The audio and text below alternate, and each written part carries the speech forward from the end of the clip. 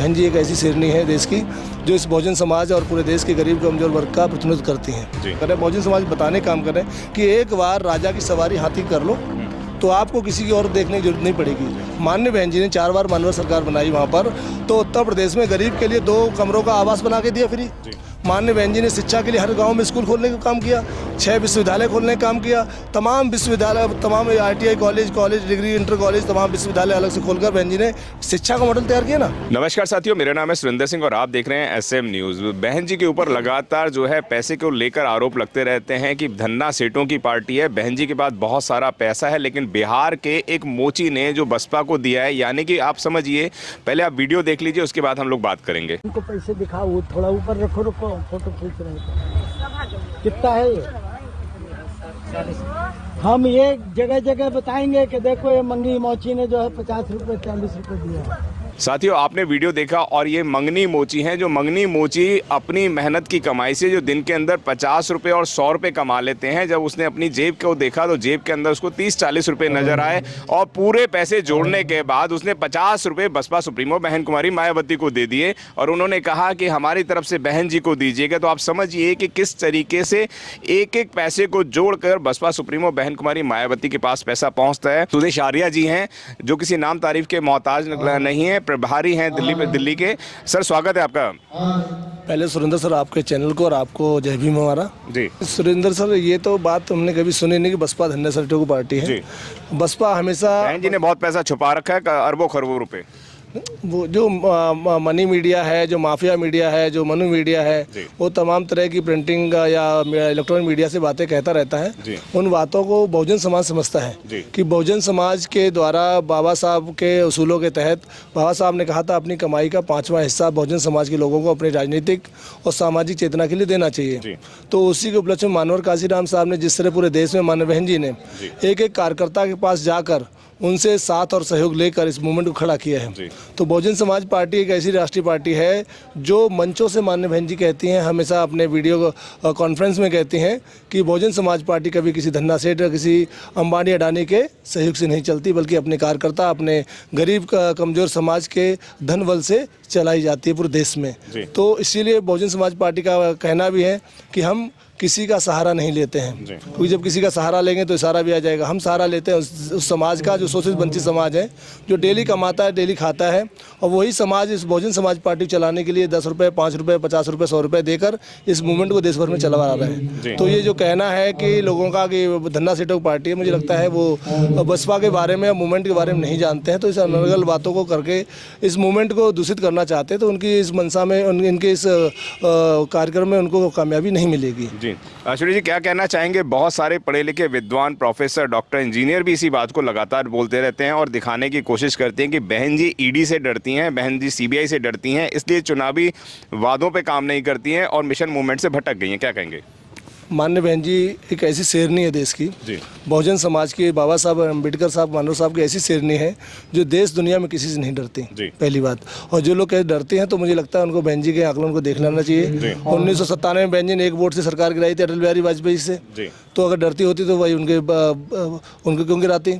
माननीय बहन जी ने लगातार जब भी हमने सरकार बनाई और अपने उसूलों पर चलाई, और जब चाहे बहन जी तब लास्ट से ठोकर मारकर इस्तीफा देकर सरकार से बाहर आ गई। तो बहन जी डरती तो क्यों इस तरह काम करती? तो बहन जी डरती किसी से नहीं है। बहन जी एक ऐसी शेरनी है देश की जो इस बहुजन समाज और पूरे देश के गरीब कमजोर वर्ग का प्रतिनिधित्व करती हैं। क्या कहना चाहेंगे आप? दिल्ली के चुनाव भी शुरू हो गए हैं और उत्तर प्रदेश के चुनाव भी बहुत नज़दीक हैं और पूरे देश के अंदर देश दुनिया के लोग भी आपको देख रहे हैं, क्या कहना चाहेंगे सर? देखो, दिल्ली में आम चुनाव है। हम दिल्ली के लोगों से यही अपील करना चाहते हैं, भाई आप लोगों ने 70-75 साल से दिल्ली में कांग्रेस, भाजपा, आम आदमी पार्टी की दुर्दशा को देखा है।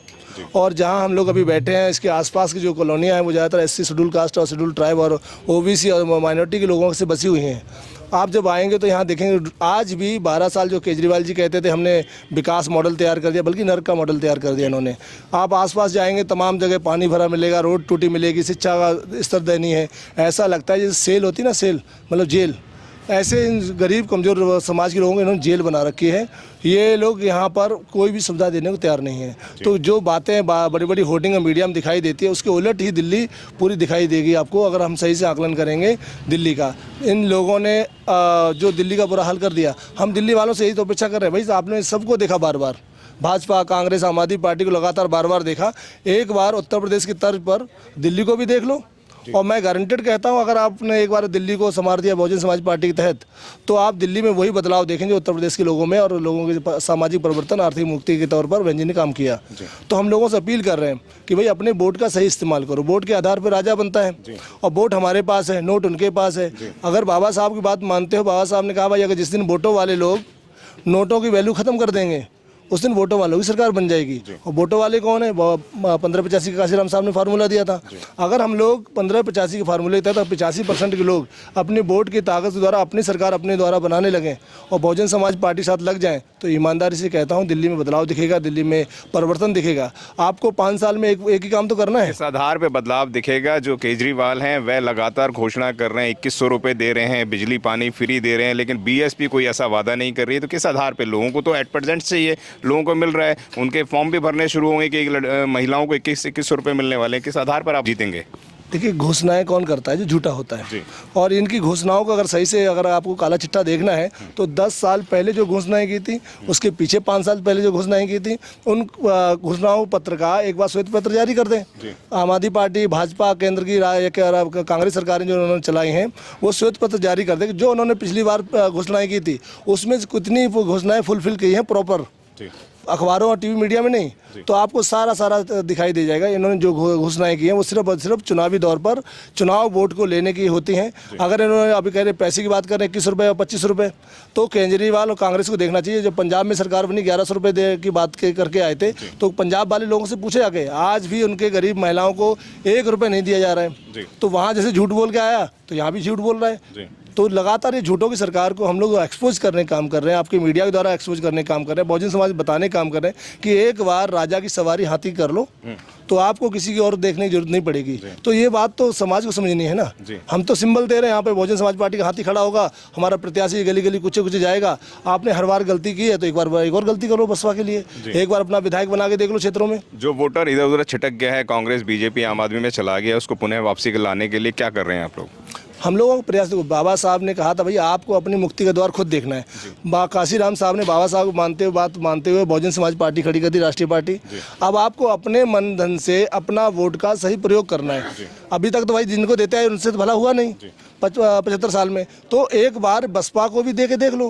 पूरे देश से अपील है, दिल्ली के साथ साथ, और दिल्ली में आम चुनाव है तो फिर वही बातें आने लगी। कभी शीश महल की बात होती है, कभी ताजमहल की बात होती है। यहाँ तो जन समस्या की बात होनी चाहिए, जहाँ झोपड़ी वहाँ मकान की बात होनी चाहिए, बातों में नहीं होनी चाहिए, और उसको करके दिखाना चाहिए। माननीय बहन जी ने 4 बार मानवर सरकार बनाई वहाँ पर, तो उत्तर प्रदेश में गरीब के लिए 2 कमरों का आवास बना के दिया फ्री। माननीय बहन जी ने शिक्षा के लिए हर गाँव में स्कूल खोलने का काम किया, 6 विश्वविद्यालय खोलने का काम किया।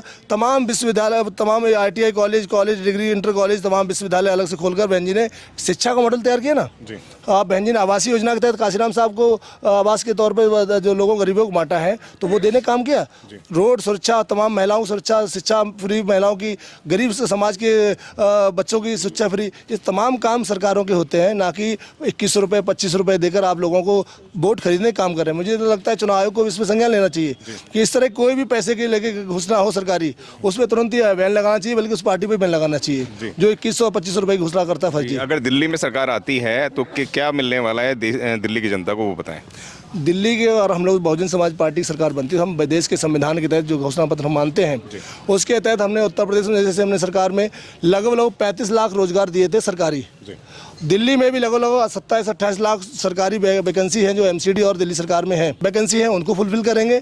और कोटे की जो वैकेंसी वो भी पूरी करेंगे, महिलाओं की हिस्सेदारी वो पूरी करेंगे, माइनॉरिटी की जो क्लास की जो वैकेंसी वो पूरी करेंगे। साथ में अलग से भी माननीय बहन जी ने तमाम डिपार्टमेंट क्रिएशन किए थे। वैसे दिल्ली में भी बहुत सारा ऑप्शन है जो अलग से डिपार्टमेंट हम क्रिएशन सरकारी करके अलग से एम्प्लॉयमेंट देने का काम करेंगे। अगर एम्प्लॉयमेंट मिल जाएगा तो आप पानी फ्री नहीं चाहिए आपको, अगर आपके नौजवान को एम्प्लॉयमेंट मिल गया बेटी को, तो आपको बिजली फ्री नहीं चाहिए, आपको बस में फ्री किराया नहीं चाहिए। भाई आप 5-10 रुपये तो दे सकते हैं। अगर 20-50 हज़ार की तनख्वाह मिल जाए तो वो कौन नहीं चाहेगा देश की हिस्सेदारी में अपना टैक्स देना। तो मेरा आकलन ये है कि हमारा पहला मॉडल यही है कि जैसे उत्तर प्रदेश शिक्षा का मॉडल चलाया था बहन जी ने, वो सुरक्षा का मॉडल दिल्ली में, साथ में महिलाओं के एजुकेशन के साथ साथ उनके अपलिफ्ट के लिए काम करना। जो मलिन बस्तियां हैं खासकर जो दलित समाज की, क्योंकि आप जिस लोकसभा में बैठे हैं ये शेड्यूल कास्ट की 2 लोकसभा है, ये रिजर्व सीट है लोकसभा की, और इस रिजर्व सीट का आप आकलन करेंगे तो पता साफ साफ दिखता है कि हाँ ये रिजर्व ही है, क्यों दलितों की है, क्योंकि इसी दुर्दशा वैसी बना रखी है दलितों की दुर्दशा होती है देश में। तो इसीलिए इन सरकारों की मंशा ये है कि ये जो देश की जो दलित जो झुग्गी कैंप्स में जे कॉलोनी में कच्ची कॉलोनी में रहते हैं, ये इनकी स्थिति ना सुधरे, ये सिर्फ मांगने वाले बने रहें।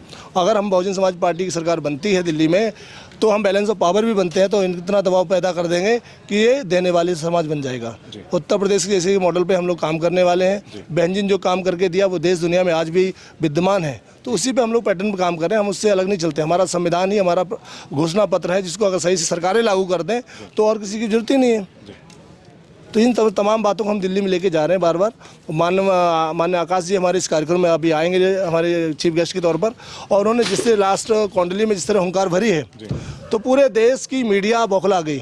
उन्होंने तो वो कहा जो इस देश की हकीकत है, भाई ये लोग फेंके जा रहे हैं, तो उन्होंने एक उदाहरण दे दिया द्रौपदी का। तो क्या है, तुम तो भाई किताबों में लेके बैठे हो ना द्रौपदी को, तुमने जब लिखा उनके ऊपर लेख और आपने साहित्य लिखे उनके ऊपर, और तुम उनको गाते हो तमाम कथा वाचन में। अगर हमने हमारे नेता ने उसको सही से एक्सप्लेन कर दिया तो क्या दिक्कत है। सरकार को नियत बताई ना उन्होंने कि भाई इस तरह ये झूठे बातें फेंकते हैं, एक बंदा फेंकता है दूसरा लपेटता है, तो उन्होंने एक्सप्लेनेशन दे दिया। तो उन्होंने जिस तरह हुंकार भरी है, पूरे देश की मीडिया समझ गया कि बहुजन समाज पार्टी और बहुजन समाज पार्टी के नेतृत्व के साथ खड़ा होना चाहता है, और निसंदेह आज नहीं तो कल बदलाव जरूर होगा सुरेंद्र सर, ये हमें विश्वास है। हम लोग इसीलिए मोमेंट में लगे हैं कि हमें बाबा साहब की जो कई बातों का समझ आ गया, काशीराम साहब के संघर्ष का समझ आ गया, बहन जी के त्याग बलिदान समझ आ गया।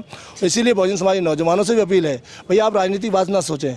हमारी बहुजन समाज पार्टी राजनीति तौर पर तो देखा जाए तो 4 साल 11 महीने रहती है, 1 साल हम राजनीति तौर पर भागते हैं, लेकिन बाकी टाइम पे हम समाज को जगाने काम करते हैं। आप लगातार हमारे जैसे नौजवानों देखते हो गली कुचे में जाकर हम लोगों को बताने काम करते हैं वोट का अधिकार क्यों दिया, आपका अगला पड़ाव क्या होना चाहिए। तो तमाम बातों जब हम लोगों तक पहुंचाते तो वो कहीं ना कहीं लोग हमारी बात को सुनते भी हैं। तो इसी तरह दिल्ली में बदलाव देखने को मिलेगा।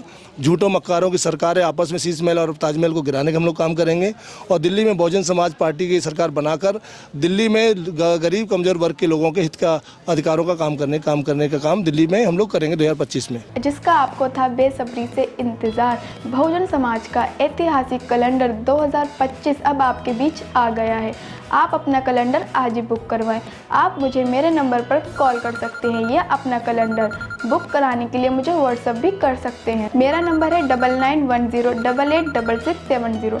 आप मुझे अभी कॉल करके अपना कैलेंडर बुक करा सकते हैं। अगर आपने अभी तक हमारा चैनल सब्सक्राइब नहीं किया है तो सब्सक्राइब करें और घंटी का बटन बिल्कुल भी दबाना ना भूलें, ताकि सभी लेटेस्ट खबरें पहुंच सकें आप पे सबसे पहले।